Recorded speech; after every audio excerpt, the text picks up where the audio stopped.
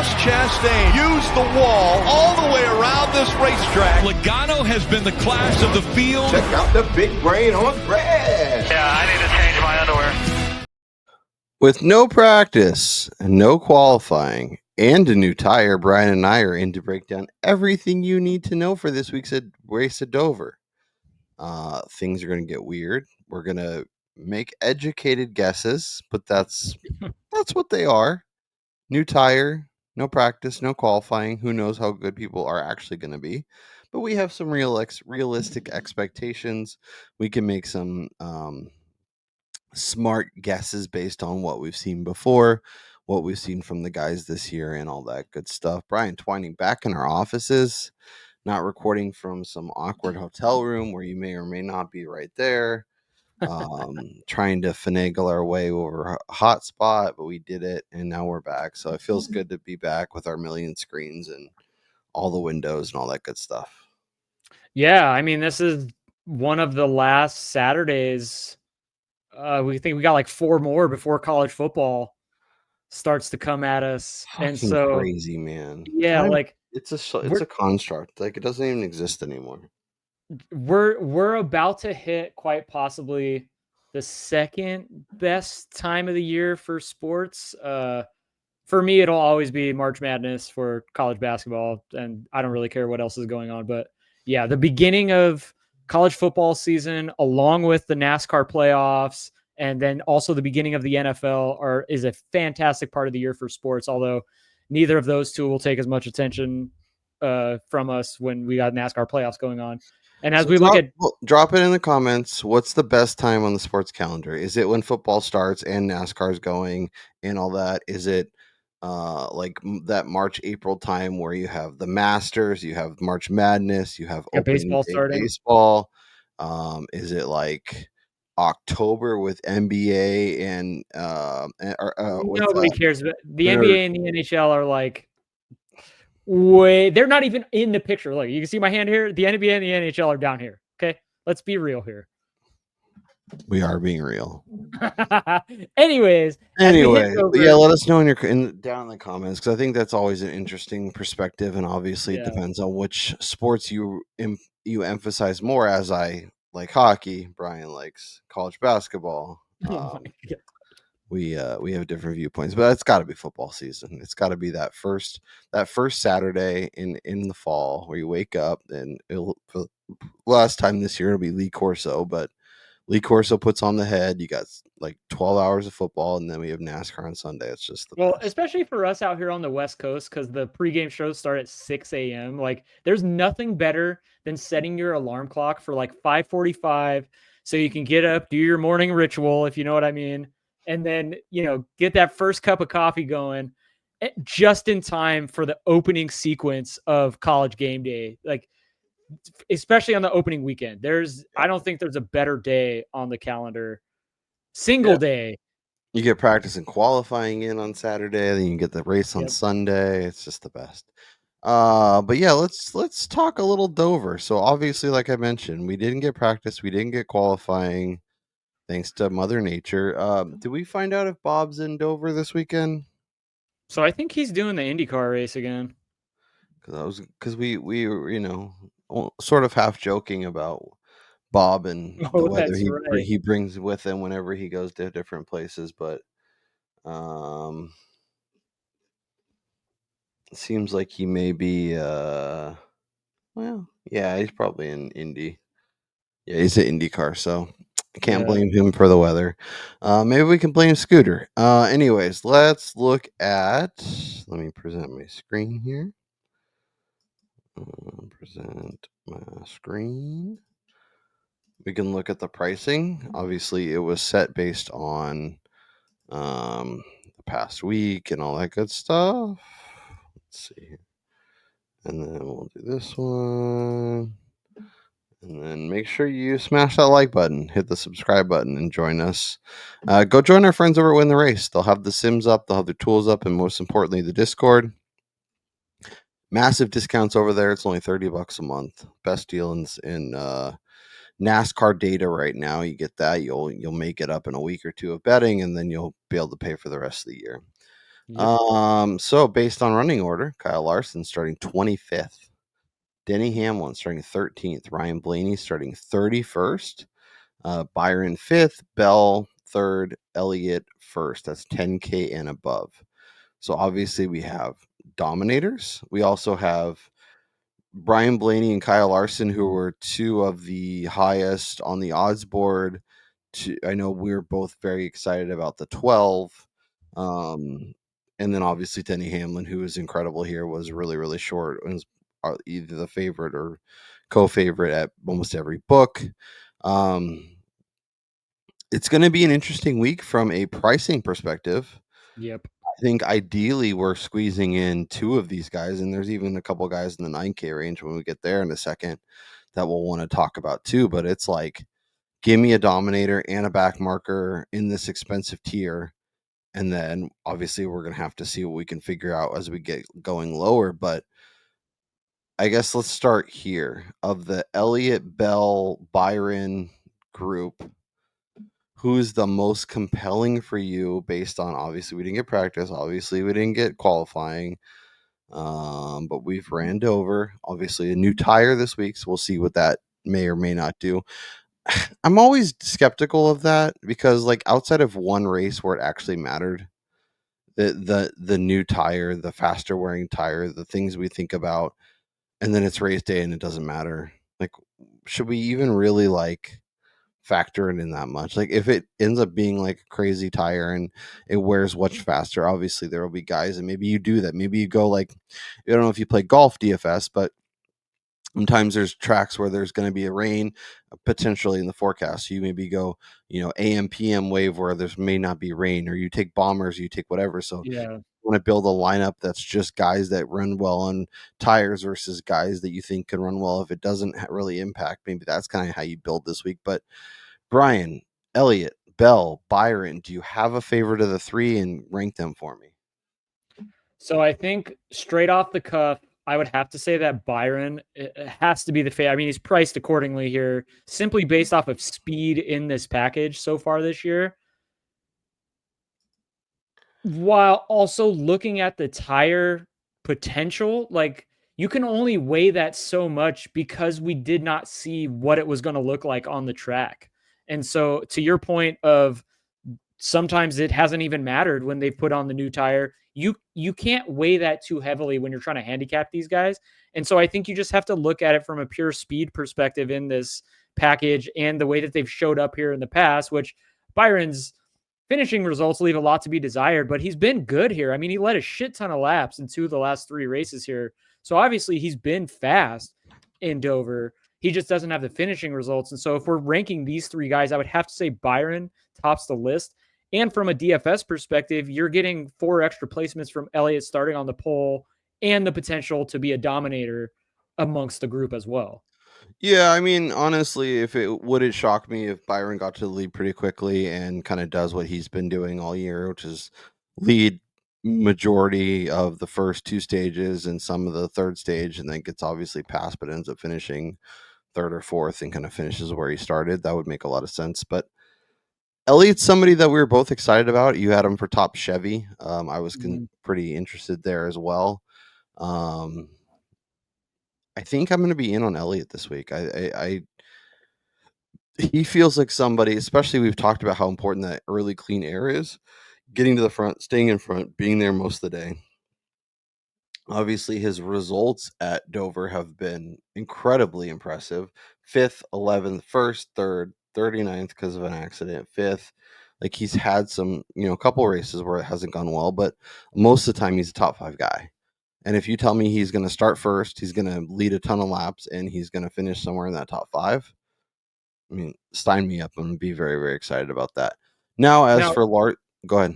I was just going to say the only reason why I'm not looking at Elliott as the guy that I would lean towards the most here is the fact that he is starting on pole, Yeah. and with us not having the track time to make adjustments to the car of the HMS group, he's probably been the worst at unloading in this Yeah. package. So I do worry that, especially early on, this is quite possibly a Joey Logano situation at Vegas in the past where he qualifies on the pole and within 10 to 15 laps, he's getting passed by 4 or 5 guys, and then he's kind of riding in that back half of the top 10.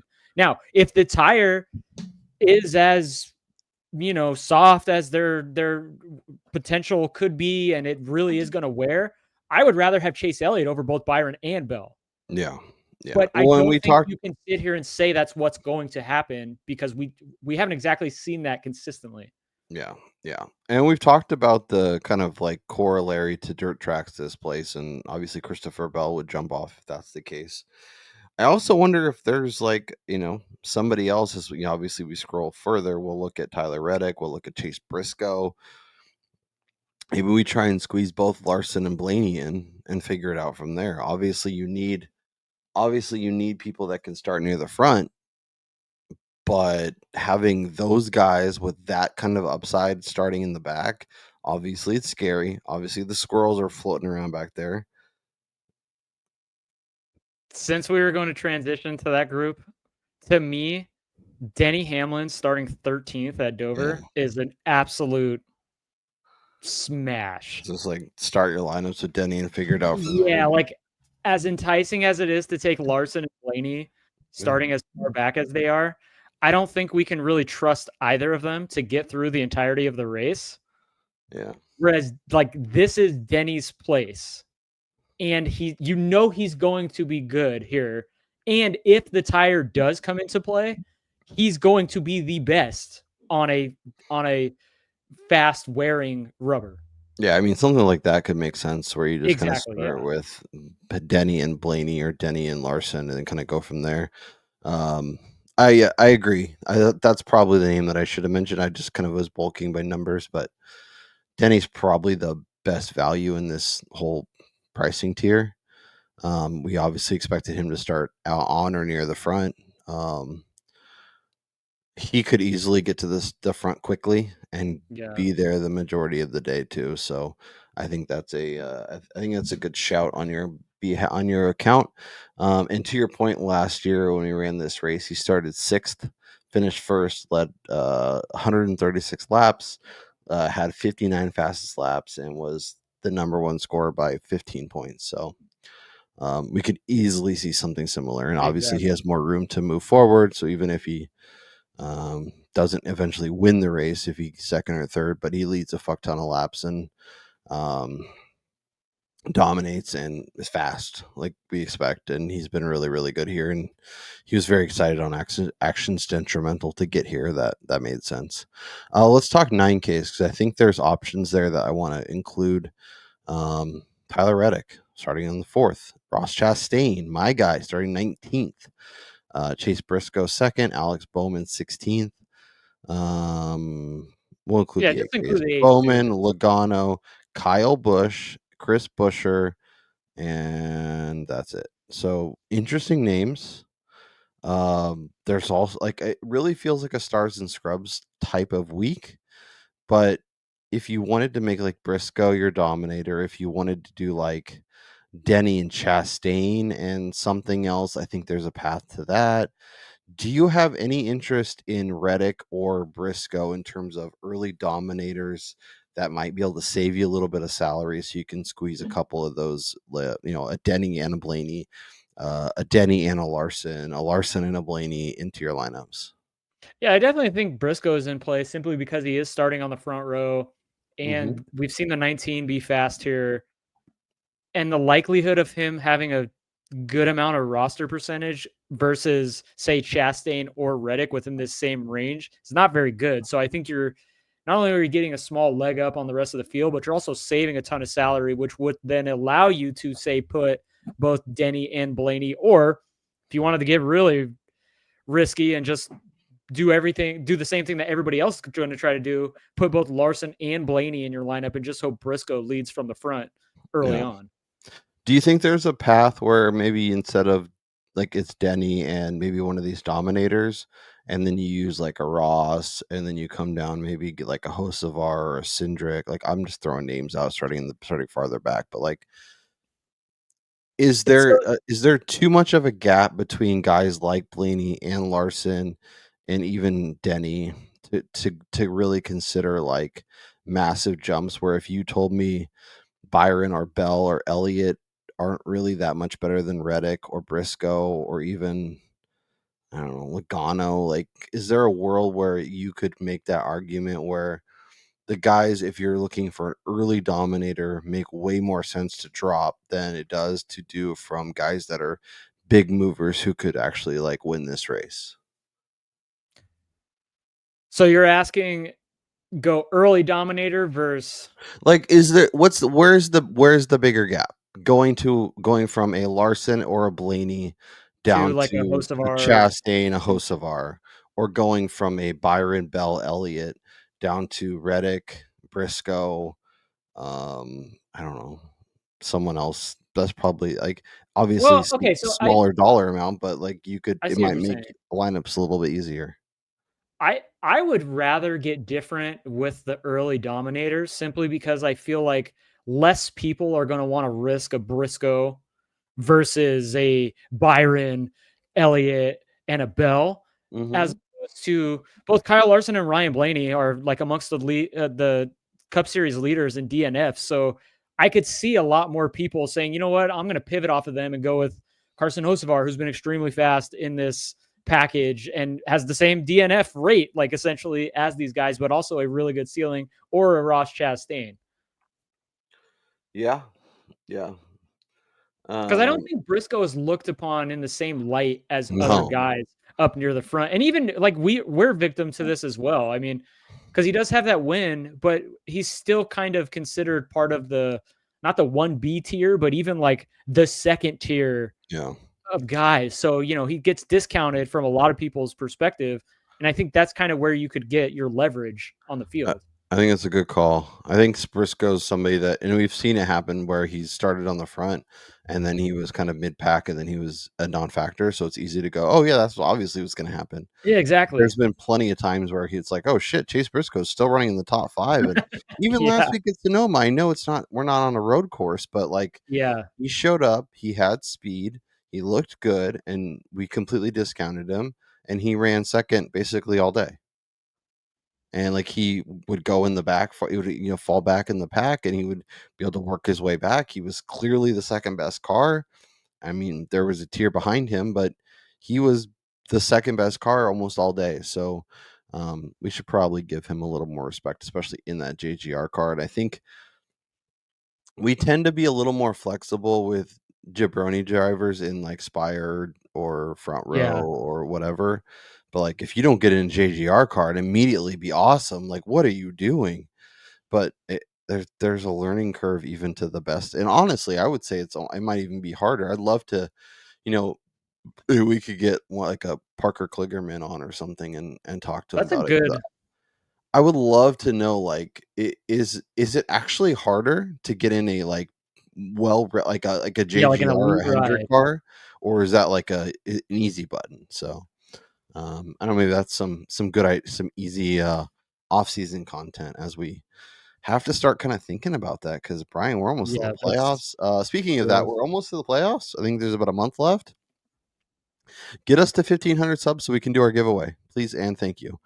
Smash that like button, smash the subscribe button, tell your friends, tell your NASCAR friends, tell your DFS friends, tell your betting friends. You got one of those, probably multiple. So get them in here, get them on the board, get them talking NASCAR with us. We'd love to have them as part of our weekly interactions. All right, Brian Twining. Should we talk some mid pack options? Because if we're gonna get into these pricey guys, we have to find Yep. values, and we're gonna have to make it work. Hocevar, Keselowski, Gibbs, Cindric, Ryan Preece is your 7K range. Is there anything in there that tickles your fancy? Or is that maybe a range where it's easy to jump over going, the difference between there and the next range really isn't that much. And if I can save 500 to 1,000 and allows me to get in another big fish in a small pond, maybe it's worth it. Yeah, I definitely think that having like Hocevar at the top of this group, he's going to take on the majority of the roster percentage of the 7K guys. And Yeah. as excited as I am about Carson, and I still think he's going to win before Gibbs does, I could just as easily skip right over him, just kind of expecting him to put himself in a precarious situation at some point in this race and maybe not even complete the end of stage 2. So he's somebody that I could easily pass over. And then there's no way I'm trusting Austin Cindric from the 26th spot to move up without getting involved in somebody else's crap. And everybody else to me is kind of starting a little bit too high up for my liking. And you would need them to have their best race of the year essentially to cash from that spot. Like a guy like Keselowski, look, we keep going back to the well with this guy, but worse than what was happening last year with Martin Truex Jr., Keselowski's not exactly showing up with tremendous practice or qualifying speed, and yet everybody is still continuing to try to back him because of track history, or maybe he's shown flashes in practice. Yeah. I just can't get there anymore with him. Well, it was really it really hit me last week when we were in Sonoma because the top 25 guys have to come in and do the bullpen before the race. Yeah. No big Brad showing up, taking his seat and talking to everybody. Yep. So I thought that was interesting. At least Kyle Busch was there, right? Yeah. Yeah, he came in and had a little convo. So at least he's still hanging around there. But yeah, it's interesting to see some of those guys kind of on the other end as they transition out of the sport. Gibbs was sort of interesting, but I don't know. Like what's the How many highest? times are we going to do this with him though? Well, like what's like the range of outcomes for Scooter? Like 7 to 12, and if he starts 9th, like that's kind of where you want him to add up. Like both times he's done kind of top 10 days here, he started in like the high teens, which is great. If you could tell me he's starting 19th and finishing 9th, I'd be all aboard. But if he's starting 9th and he finishes 9th or 10th, like I don't know. Exactly. So let's jump over the 7K then, and let's find some guys that we can put our name behind. Josh Berry starting 14th, the Dinger 17th, SVG. He was doing an interview on pit road before, and he's just like, I need practice. I need to run this in a cup car. I don't want to start 6th and just like sink like a rock. And sorry, buddy, you are going to be starting 6th. It's going to be a Carson Hocevar at Chicago. Yeah. Bubba Wallace, Eric Jones, Ricky Stenhouse, Daniel Suarez, Michael McDowell is the rest of the 6K range. Bubba, Eric Jones, Ricky Spinouts, the Dinger. Like, can you sell me on any of those guys being viable options? Yeah. I mean, I think Stenhouse is probably the most intriguing to me, which is kind of gross to say, but the fact that he's only $6,200 and you're getting close to 10 spots on like around average between Bubba Wallace and Eric Jones with Stenhouse, I think that's worth it. I mean, he's looked decent in this package this year, and you're not asking him to get a top 10 from this starting position. You're just looking for, maybe a top 20, and you're saving so much salary as well as probably getting some leverage on the field, who is probably looking at an Eric Jones or even a Bubba. So yeah, I would much rather play the 47 over anybody in this range. Jones is interesting. Did he not run this race last year? Was there like some one of the ones that he missed because he had didn't he have a concussion? That's right. Yeah, because he didn't run, but in 23 he was 16th. 22 he was top 10. Obviously, those were with Legacy and Petty GMS. He's had a couple like mid-teens finish. He had a 12th back in 2020. I could see people talking themselves into him being somewhat interesting. Well, Legacy has also looked better. Much better as well. Significantly better. Yeah. The Dinger is kind of in a similar boat. His last 2 runs were 13th and 18th. Yeah, he's starting too far forward. But he's starting 17th, so it's like, oof. Yeah, no, I think Stenhouse and Eric Jones are both in play, honestly. I think they both can make some sense. And honestly, I think Stars and Scrubs is going to feel great because Noah Gragson starting 36th, John Hunter 28th, Zane Smith 30th, Justin Haley 20th, Todd Gillen 24th, Austin Dillon 23rd, the Custer, the Hidillan, the Herbst, the Ware, and the Ailey. Like, there's a few names in there that I could get behind for sure. Yeah, and this is what we're talking about. Like this week more than others, it feels like it'll be easy to skip over some of the mid-range prices and just go directly to the bottom or near the bottom because you're getting decent value on guys that should run mid-pack who are starting a little bit further back than what they would have based on the qualifying metric after last week race in Sonoma. So yeah, this is a situation where you can kind of front load your lineups and get a couple of the big name guys, which is kind of the reason why I said getting different by not playing Larson and Blaney or either could present some unique value, especially with them having to start with the Squirrels and the amount of DNFs that these two guys seem to incur throughout this season. Yeah, it's going to be interesting because if you're starting with some of the big fish and you're automatically coming down here and everybody's gravitating towards the same like handful of guys in the really, really cheap bin, you're going to have a lot of corollary to similar lineups. Like last week, it was weird because like the guys that were cheap that actually made sense were starting too far forward. The guys that were expensive obviously were compelling, but then it made lineups really hard. Where this week it feels a lot more balanced, but you're also, yeah, like you said, you don't. It might be a good week, honestly, if you're only playing a handful of lineups to try and get involved with that mid range a lot more. And if you can get the right guys out of there, you could do really well. Yeah, yeah, I think we man, I think we just start building some lineups and seeing about what sticks and how gross we have to get.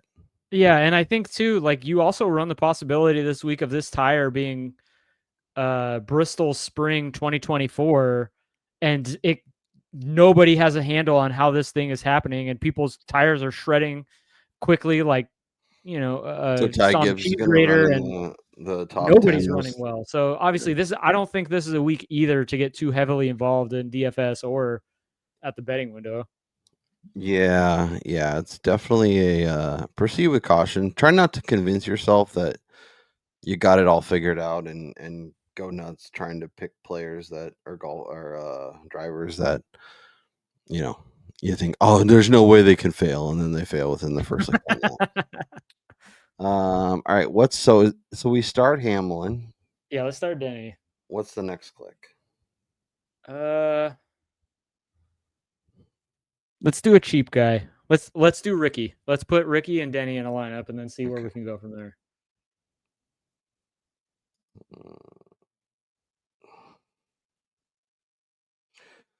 Yeah, I'm trying to convince myself that someone in this range is interesting. Did you want to do the Briscoe thing? We could do the Briscoe thing. That could be the first lineup: Briscoe, Denny, Stenhouse, and you could probably squeeze one of them in there. Yeah. Do you have interest in Hocevar, or is he? No, yeah, I definitely think Hocevar's in play just based on the speed that he's had in this intermediate package and kind of what I talked about when you asked me about the Byron Bell Elliott range. I think you have to assume or you have to grade these guys based on the speed that we've seen in the intermediate package first and foremost, because we don't have any data on the tire, and then try to factor in somehow maybe a slightly more wear. Or as you said, like this, it could all be for naught. Like this tire could wind up being nothing and just they could wind up running the entire race on it, like what happened in Bristol fall after the same tire shred to pieces in like 20 laps.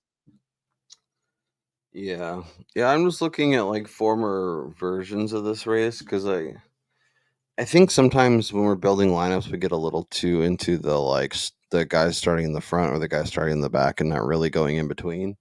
But I feel like this week we can definitely get guys that are like kind of in the mid-teens if we think they actually have the ability to both move forward and potentially lead laps, because that's clearly what you need to do. Where's Alex Bowman starting, by the way? 16th. So the other thing we could do is instead of Blaney, I'm going to see if this is doable. He's very expensive. Can we do Chastain and Bowman? So we could do Chastain and Bowman. Yeah, see, I don't hate that. Or we can do Blaney and like no. See, Okay, so I would rather do Chastain and Bowman. So this is like our complete different lineup because not having Blaney or Larson is immediately going to differentiate yourself. Yeah, and then we just need them to, do what they do best: blow up, have Exactly. issues. And then it's just a matter of figuring out who that last name in is. Do we go with the God, Ty Dillon? I know he's starting 21st, but that guy's got Lady Luck on his side, man. I Maybe he mean, we are finishes. doing the Toyota thing, so maybe we go Riley Herbst. Ooh, He's been so bad. yeah. I think we take somebody that's starting as far back as possible, not in a shitty car. So not JJ Yaley. He's immediately eliminated.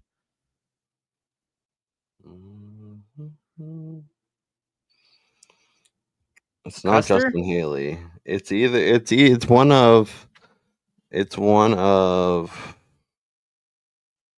it's one of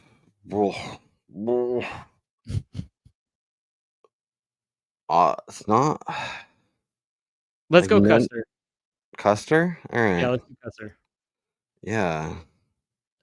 All these guys are trash, but at least give me the extra few spots. So even if he gets a top 20, that's still 9 spots. Exactly, yeah. All right, let's do that. Doing a college fantasy football draft, finishing. You're in a tadpole? I'm in a tadpole, a fishbowl, and a podcast. Let's go. Nice. All right, let's see here. So we start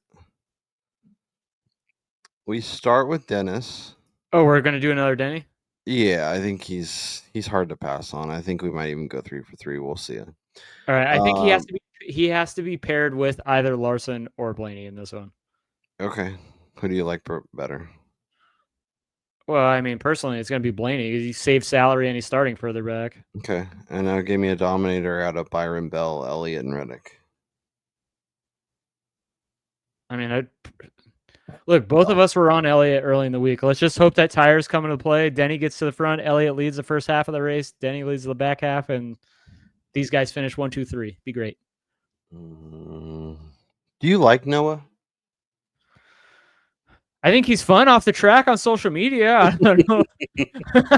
I'm not going to make a statement as to whether I like him on the track or not. That's hilarious. It's like, yeah, I like his personality. He sucks at his job, But but he's starting really 36th, sure. At 5,900, why not? He can't go. He can't really get much worse than that. good. Yeah, man.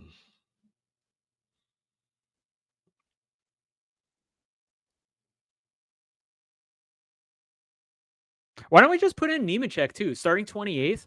Put Jones in. Let's put John Hunter in. Oh no, we're doing the legacy double.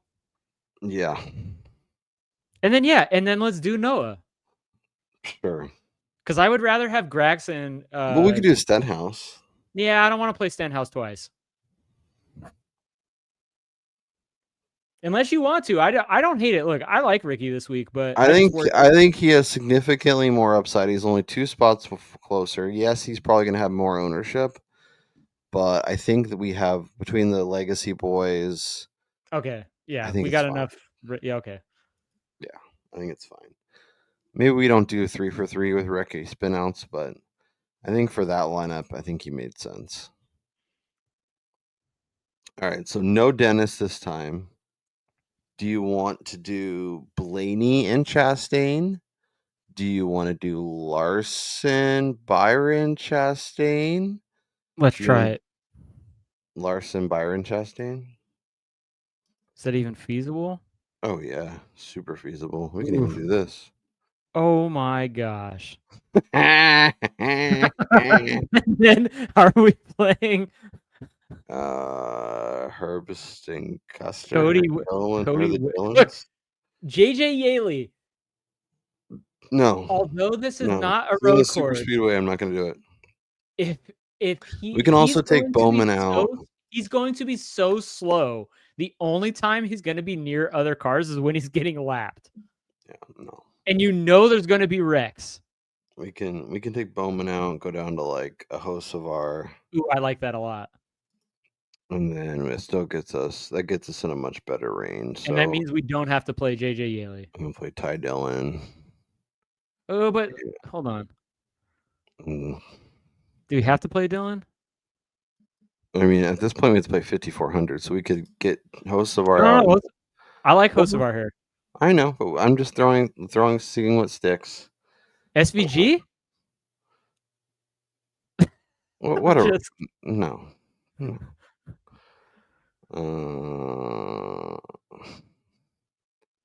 I'd rather play Cindric 6 times. Man, that is. I mean, if they were starting in the same spot, I'd rather play Shane. So we could do like Bubba. See, Bubba and Dinger.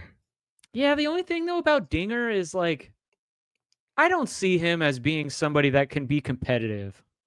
Like maybe a top 10, but he's probably going to be running 12th the entire day. Whereas Hocevar, we've seen him get to the front from starting in the back.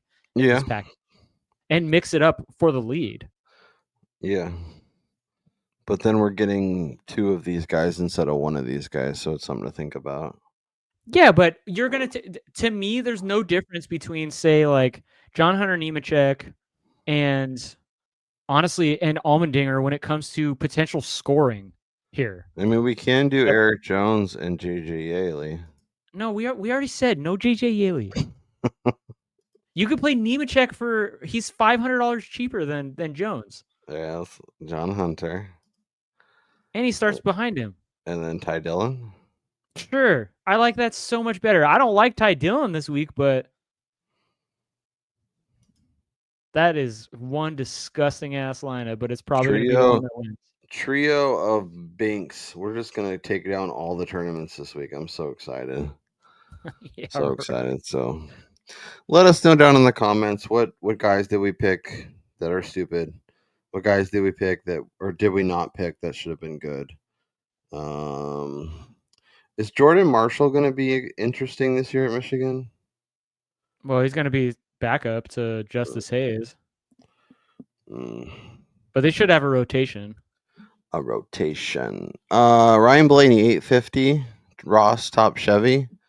Ryan Blaney 850, Elliott top Chevy. What I'm clicking on all the wrong things. There we go. Is what we're looking at to start. Our lovely friends over at Caesars have outright odds for us, which is very, very nice. Obviously, shop around. Books could do some weird stuff this week with no practice, no qualifying. Larson 4-1, Denny 5-1, Chase 6-1, Blaney 6.5 to 1, Byron 7 to 1. Obviously, every book is going to have their own spin on it, but do you have any interest on the guys inside 10 to 1? No. How can Chase Elliott go down to 6 when we have no practice? I know he's starting on the pole, but at this point, in my opinion, although as much as I liked Elliott coming into the week, I think the value is in fading him right now if you can find a matchup, because we don't know what the tires are going to do. And like we were talking about earlier, he hasn't been fast in this package. We're going based on historical data at Dover specifically. Yeah, well, we were also kind of, thinking, okay, give me a top 5 finish, not a outright winning finish. So yeah, I think if you can find an interesting price, but it would have to be one of these other guys, right? It'd have to be a Blaney. Oh yeah, no, it's got to be a top tier guy for sure. But like, if you gave me, say, Elliott versus Byron right now, and with Byron at longer odds to win the race, I'm probably going to take Byron at, he'd probably be minus 105 or like, yeah, if you could get Byron at minus 105 or close to even over Elliott, I don't hate playing that. Yeah, I think that's probably just from a pure value perspective, or the way you should lean in these bets, because Chase Elliott's being massively overvalued here without seeing practice, whereas like Byron has not moved. Yeah, no, that's and I feel like that's kind of how he always works, right? He's just kind of in this range. He's always a little bit higher than you want, a little bit lower than you want. Okay, another reason to look at it from that perspective. 3 of the last 5 winners here at Dover have started 16th or 17th. And this week we get guys like Kyle Larson, Ryan Blaney starting in the back, no practice. So we have no idea which of these cars is actually going to be fast. So no matter where they're starting, that should have no impact whatsoever on the way odds shifted here. The books are just doing their best to limit exposure on guys they know would have gotten hit pretty hard post the cancellation of qualifying. Yeah. No, I think that's a good call. So, the 10 to 1 and 10 to like 20 range. So Briscoe, Bell, Chastain, Reddick, Kyle Busch. Ross is at 15 now. Yeah, wasn't he 12? He was like 12 or 14 most books, so he's becoming a lot more interesting. Yeah. He was definitely somebody I wanted to get some action on. Like I already said, I have him on the top Chevy market at 7. Yeah, I do think that Chastain and Reddick are interesting case studies here because their odds. Chastain's got longer. Reddick's really didn't move much. And he's starting here. in the top 5, which I think is interesting. Yeah. Tell me how that makes any sense. Reddick stays, whereas, like, I mean, even Briscoe, look, he's been great, and we talked about he could pop and win the race, but to go from 20 to 10 or 18 to 10 simply because he's starting on the front row and we have no cars on track, to me, that's a massive overcorrection. Yeah. Reddick's best finish here is 7th. Last 2 years, he started 7th and 4th. I don't know. Like, he's somebody that like we used to bet every single week and just lose our asses, and now I don't know. I don't have any interest in getting there. I'm probably not going to be on it when he wins, to be honest. Ross is interesting. That's going to be so hard too when it happens. He'll be like 22 at somewhere, and then we'll finally do it. And then I don't know. Kyle Busch at 20, Bowman at 25, Buescher 28. Like, are any of these numbers? Ty Gibbs at 30. Like, that's at least interesting to me. I know he in theory can't win, but for a guy who's been kind of like a top 10-ish car, who's clearly getting more speed. JGR's been really good. Denny's awesome here. 19's been really good. Is that an interesting flyer? Yeah, I don't hate that, especially because, like you said, the price is right there. He's being priced as like the way that he was after the early season struggles and right before he started to pick up pace here. Like, that's a number I could get behind without seeing the cars on track. Not for a lot, obviously. It'd be a small sprinkle.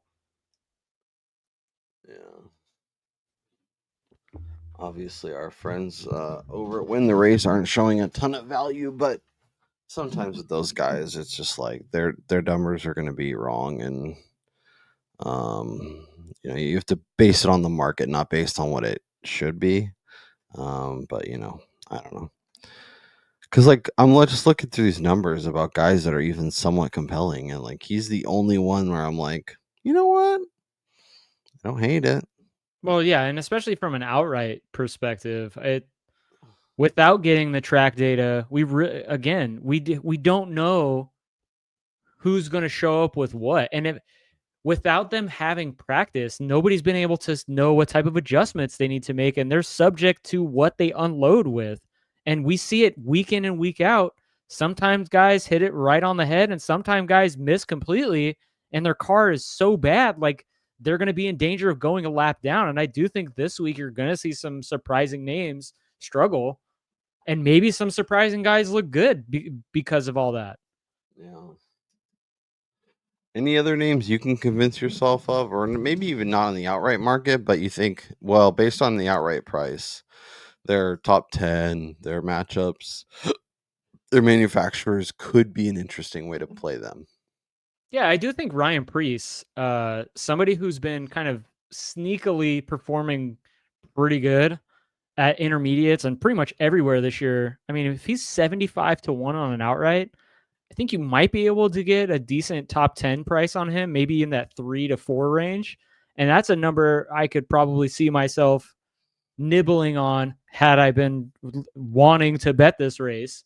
Just because of he is starting further up than what his traditional qualifying efforts have shown so far this year. And RFK has been extremely strong in getting there at the end, outside of Chris Buescher last week, by the way, which I'm still very bitter over.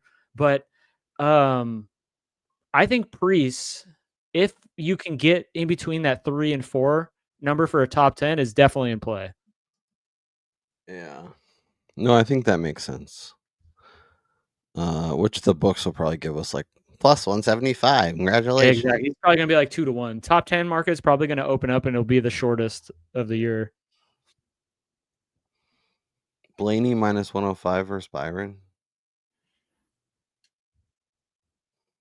Blaney starting 26 spots behind Willie B. Yeah, but we've talked about the last 2 winners have come from the mid-teens. I know, but all Byron's going to do is just ride there the entire race, and Blaney's got to pass by a bunch of squirrels on drugs. There's a bunch of squirrels, and they're all on drugs. If he can get through the rabid squirrels, I'm going to be standing ovation. Betting Chase Elliott to top Chevy at the CLV casino has been glorious. Oh, please, plus 275. Ding, ding, ding, ding. Chastain is longer. Sure. I like that number. Barely. That might be my favorite bet at this point, and there's a good chance that's what you're seeing written up on the newsletter, which if you're not subscribed to, aoppodcast.substack.com, aoppodcast.substack.com. Go check it out. Completely free newsletter in your email inbox every race day. DFS thoughts, betting thoughts, grid rival picks, a whole bunch of other stuff. So make sure you go check that out. Click subscribe over there. Give us a view every race day morning.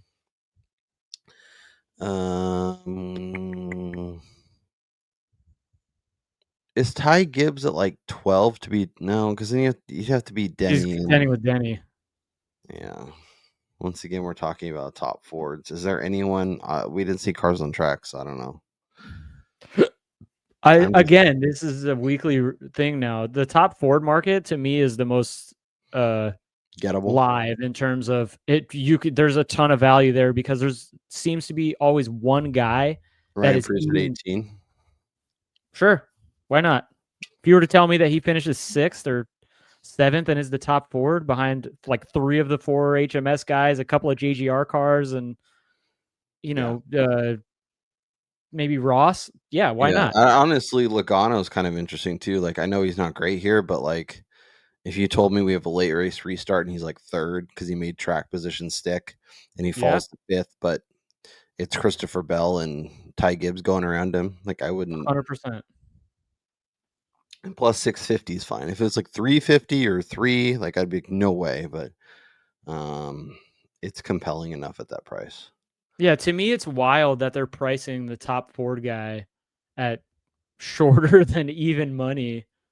When, especially, this is like going the complete opposite of like the Chase Elliott direction. Blaney is starting outside the top 30 at a track like this, where it's very fast, high speed corners. The tires may come into play. There's no way I'm going to be betting anybody to be a top manufacturer at less than 2-3 to 1. Because we have no idea who's going to be good. And Blaney being this short, to me, is just screaming fade. Yeah. Yeah. Well, and it feels like it's either Blaney or Buescher as like the favorite at like even money or around even money. Yeah, pretty much every track. Yeah. Everyone else. And I feel like, I guess we could take some time and actually go through it, but like, it sure doesn't feel like they're consistently getting there. So, yeah, so Brian and I will be monitoring markets. We will be adding bets to the card. Make sure you check out the Substack, where we'll have our full betting card posted. Well, maybe Kyle and then will. obviously later today, 2 hours before the green flag, Chris Wormy will do his pre-race poll, which highly recommend jumping in there and getting a little conversation. Finalizing bets, Brian and I are usually in there almost every week. So make sure you get in there. Let us know what we missed, what we didn't miss, where your thoughts are, when's the best time on the sports calendar, all of those things. We love your thoughts. We'll try and recap or double back before the race so we can answer any questions you guys may have, any bet thoughts you may have. If you want more instant analysis, definitely reach out to us on the X machine. We are very available. We're happy to talk NASCAR over there at Notorious KRO, at Brian_Twining. Brian, it's nice to do this not at like midnight and actually have time in our day to process some of the numbers and write everything up and all that good stuff. I obviously wish we had more information, especially with the new tire, but I think we can make some smart decisions based on numbers and potentially find some value. We'll see as other markets open, as other books open, what we can actually get our hands on. But that's Brian Twining. I'm Kyle Robert. You guys enjoy the race. Let's cash some tickets. Let's win some money on DK. And we'll be back on Tuesday in your feed Wednesday morning to recap all that was, as well as get ready for the next race. We'll talk to you then.